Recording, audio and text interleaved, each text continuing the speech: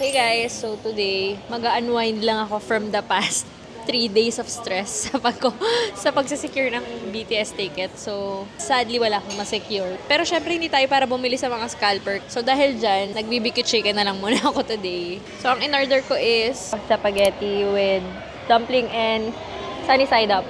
Sundubu chicken na beef. Boom! Pisling! So, kain na tayo guys.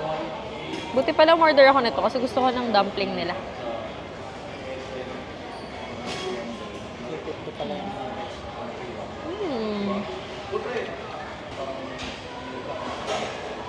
Natin ko masarap yung japageri.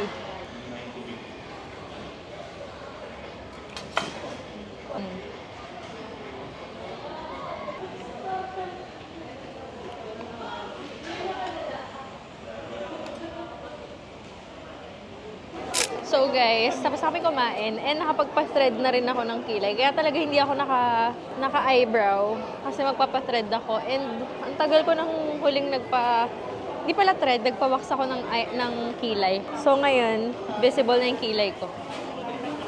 Si Sirly din. Kasama ko din siya. Ayun, wala na kaming agenda ngayon. Ang agenda ko talaga dapat ay mag-grocery ako. Kaya lang, parang ang daming tao dito sa SM North.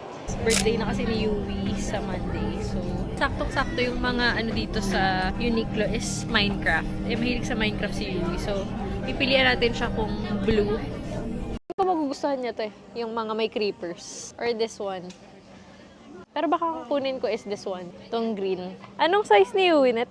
140. Paano ko malalaman kung anong age na to? Wala. 140 lang nakalagay. Walang age Sa tingin ko kasya na to sa kanya. Ito hindi, yung 140 to. Kung 160, ang laki na nun. Ito, baka naman duster na to sa kanya. So, ito na lang, guys. So, babayaran ko lang to, guys. Scan ko na ba?